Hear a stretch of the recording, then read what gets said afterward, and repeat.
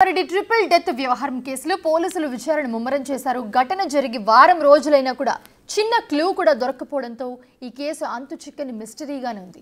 ఈ క్రమంలోనే cell phones ఆధారంగానే కేసు విచారణ చేపడుతున్నారు పోలీసులు. SI Sai Kumar iPhone data విశ్లేషణ కోసం హైదరాబాద్కు పంపించినట్లుగా తెలుస్తోంది. అలాగే ప్రత్యక్ష సాక్షులు లేకపోవడంతో విచారణ ఆలస్యం అవుతుందని చెప్తూ ఉన్నారు. ఆత్మహత్య చేసుకున్న చెరువు నీటిని ఫోరెన్సిక్స్ ల్యాబ్కు పంపించినట్లుగా పోలీసులు వెల్లడించారు.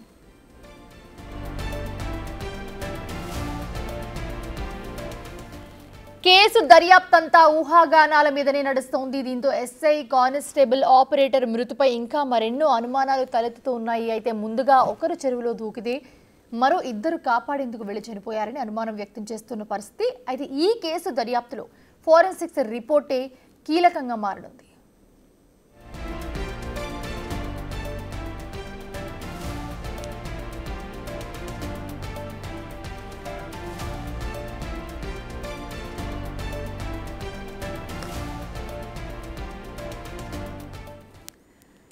రాజేష్ జాయిన్ అవుతున్నారు మరిన్ని అప్డేట్ అందించడానికి. రాజేష్, ప్రస్తుతం చూస్తున్నాము అసలు ఈ ట్రిపుల్ మర్డర్లో ఎలాంటి క్లూ దొరకలేదు ఇప్పటి వరకు. ఏం చెప్తున్నారు పోలీసులు అసలు?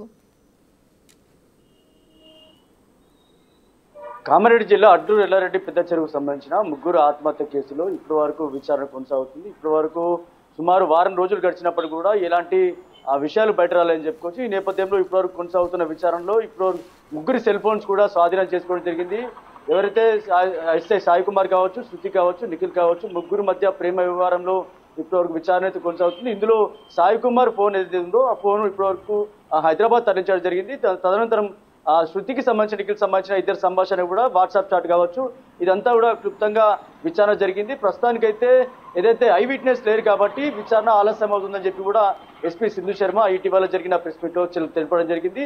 దీనికి సంబంధించి ఎలాంటి ఆరోపణలు వచ్చినా ఏవొచ్చినా కూడా మీడియా కూడా తొందరపడి వార్తలు ఇవ్వద్దని కూడా నిన్న సీరియస్గా చెప్పింది. ఈ నేపథ్యంలో కొనసాగుతున్న విచారణలో ఎస్పీ సింధు శర్మ ఇప్పటి వరకు జరిగిన విచారణలో చాలా విషయాల వరకు, అంటే ఒక పక్క సాయి కుమార్ వ్యవహారం కావచ్చు, సాయి కుమార్ కుటుంబ వ్యవహారం కావచ్చు, ఇటు శృతి, నిఖిల్కి సంబంధించిన కుటుంబ వ్యవహారం కావచ్చు, అందరు కూడా తీవ్ర దిగ్భ్రాంతిలో ఉన్నారు.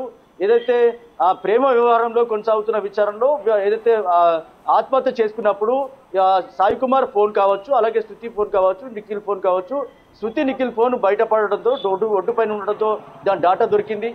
సాయి కుమార్ ఫోన్ ఏదైతే నీళ్ళలో పడిపోయింది కాబట్టి డాటా పూర్తిగా ఎరేజ్ అయిందని చెప్పి దానికోసం హైదరాబాద్కి స్పెషల్ టీంతో ఆ ఫోను మెరుగుపరిచేందుకు పంపించడం జరిగిందని చెప్తా ఉన్నారు. ఇప్పటి వరకు కొనసాగుతున్న విచారణలో మరి కొద్దిగా ఆలస్యం అవుతుందని చెప్పి కూడా ఒక పక్క ఎస్పీ సింధు శర్మ చెప్పింది. పూర్తి వివరాలు సేకరించిన తర్వాతనే మీడియాకు సమాచారం ఇస్తామని చెప్పారు. కానీ ముగ్గురు ఆత్మహత్యలో కూడా పెద్ద ఎత్తున ఆరోపణలు, చర్చనీయాంశమైన అంశాలు చాలా వరకు కూడా వచ్చాయి. ఇవన్నిటి కూడా తిప్పి కొడుతున్నాయి. ఎస్పీ సింధు శర్మ క్లియర్ చెప్పింది. విచారణ కొనసాగుతుంది కాబట్టి ముందుగా ఎవరు కూడా తొందరపడి వార్తలు ఇవ్వద్దు. ఎందుకంటే వాళ్ళ కుటుంబ సభ్యులకు సంబంధించి ఇప్పటికే తీవ్ర దిగ్భ్రాంతిలో ఉన్నారు. సాయి కుమార్ సడన్ గా ఆత్మహత్య చేసుకున్నారో లేకపోతే ఒకరు ఆత్మహత్య చేసుకుంటే మిగతా ఇద్దరు ప్రాణాలు కాపాడే ప్రయత్నం చేస్తారనే కోణంలో విచారణ చేస్తున్నారని చెప్పి చెప్తున్నారు. కానీ ఎవరు కూడా ముగ్గురు కూడా ఆత్మహత్య చేసుకున్నారు, లేకపోతే ప్రేమ వ్యవహారం అని చెప్పి, లేకపోతే ఇంకేదో కోణంలో న్యూస్ ఛానల్స్ అని కూడా వార్తలు ఇస్తున్నాయి. ఈ కోణంలో ఎవరు కూడా ముందుగా ఇలాంటి చేయొద్దని చెప్పి కూడా ఎస్పీ సింధు తెలిపింది.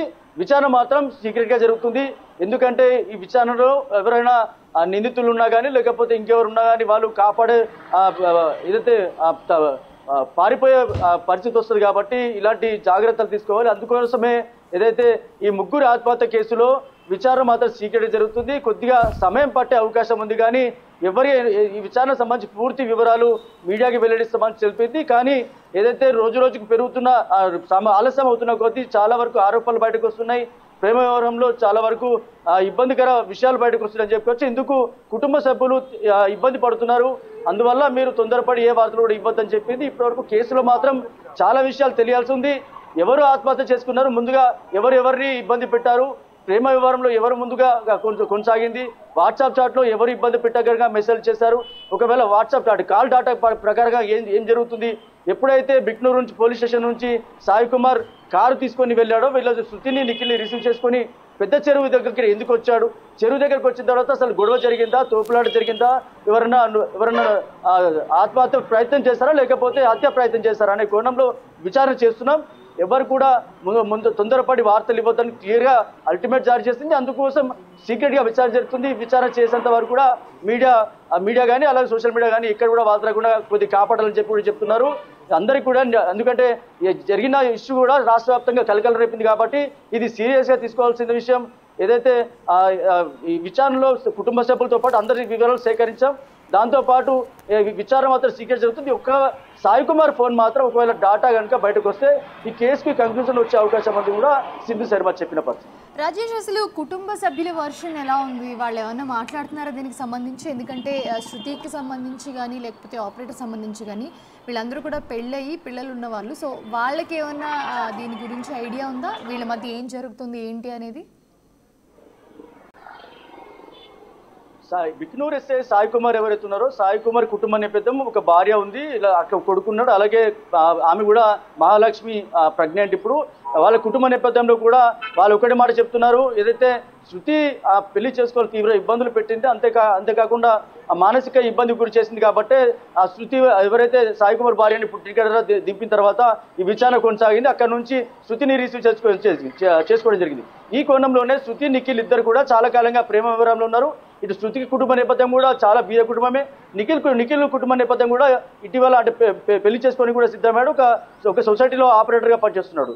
ఈ కోణంలో జరుగుతున్న విచారణలంతా కూడా ముగ్గురు కుటుంబంలో విచారణ అంటే పూర్తి వివరాలు సేకరించారు.